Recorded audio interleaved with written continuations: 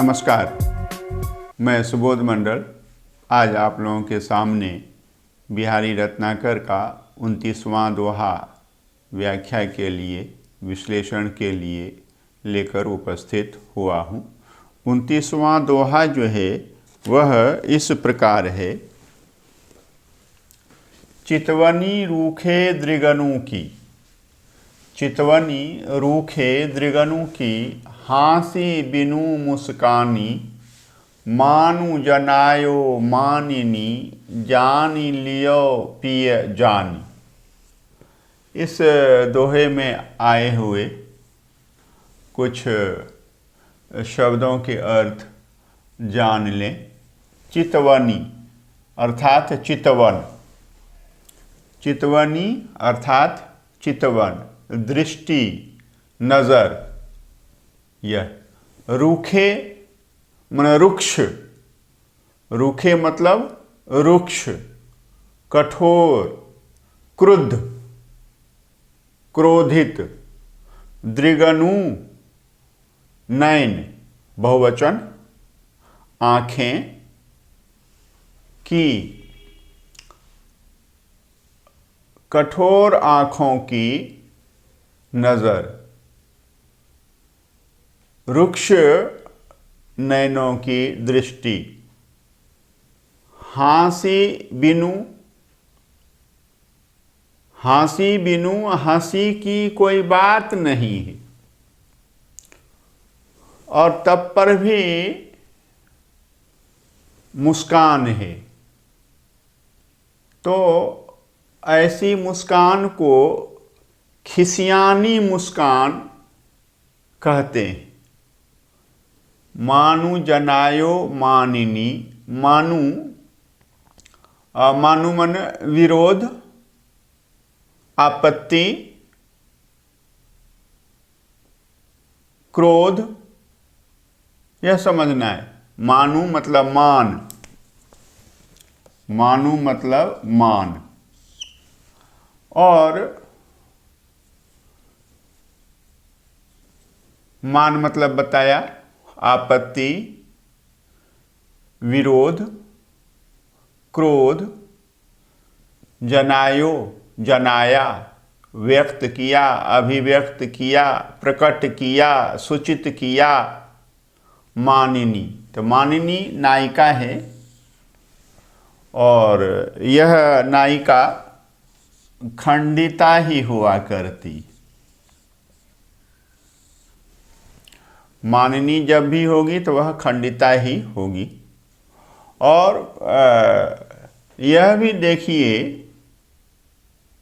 कि इसका प्रिय, इसका प्रेमी या इसका पति संबद्ध तो है किसी दूसरी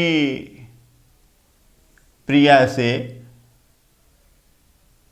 लेकिन खंडिता यह कहलाती। यह अंतर्विरोध है, यह ध्यान में रखना है। पारिभाषिक शब्द है काव्यशास्त्र का। मानिनी, इसका प्रिय, पति जो भी हो, किसी दूसरी नायिका से संबद्ध है और इस तथ्य को वह जान जाती है और विरोध प्रकट करती है, क्रोध प्रकट करती है, हाव भाव से आपत्ति जताती है।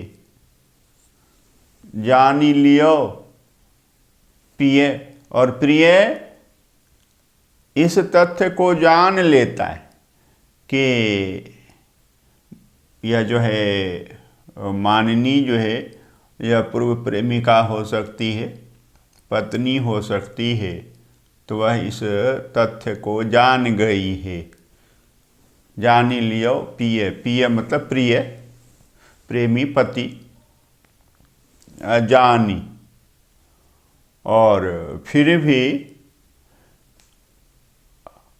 जो है वह जान करके यह व्यवहार करता है, ऐसा व्यवहार करता है। और जानी का अर्थ जानबूझकर, और यहाँ जानी मतलब जान लिया, और जानी मतलब जानबूझ कर के ऐसा व्यवहार करता है। यह ध्यान में रखना है कि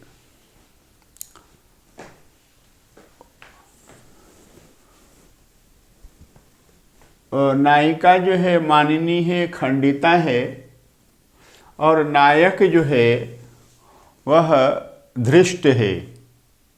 धृष्ट नायक उसे अपनी प्रिया या पत्नी की चिंता नहीं है,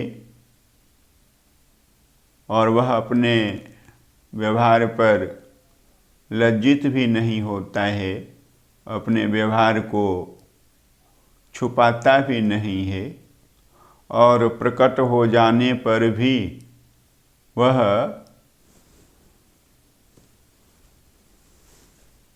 अच्छी तरह प्रस्तुत नहीं होता है। तो यह लक्षण जो है धृष्ट नायक का है। प्रसंग या अवतरण यह है कि मानिनी नायिका और धृष्ट नायक के व्यवहार को पड़ोस वाले भी जान गए हैं, और इन दोनों के आपसी व्यवहार की चर्चा एक नारी दूसरी नारी से करती है, एक सखी दूसरी सखी से करती है। चितवनी रूखे दृगनु की। रूखे क्रोध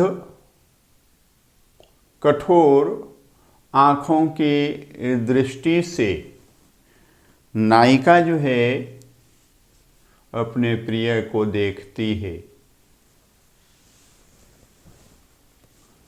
यह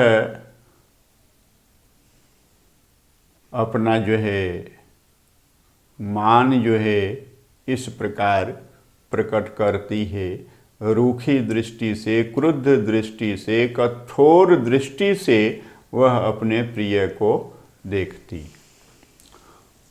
यह चितवनी रूखे दृगनु की नायिका का व्यवहार है। और हाँसी बिनु मुस्कानी। यद्यपि कि हंसी की कोई बात नहीं है, फिर भी नायक जो है मुस्कुराता है। मुस्कुराकर अपनी उपलब्धि पर मुस्कुराता है, और नायिका को मुस्कुराकर और चिढ़ाता है, उसका दिल दुखाता है। यह इसकी धृष्टता है, यह धृष्ट नायक है। मानु जनायो मानिनी। मानिनी ने तो अपना मान जनाया, अपनी आपत्ति प्रकट की, अपना क्रोध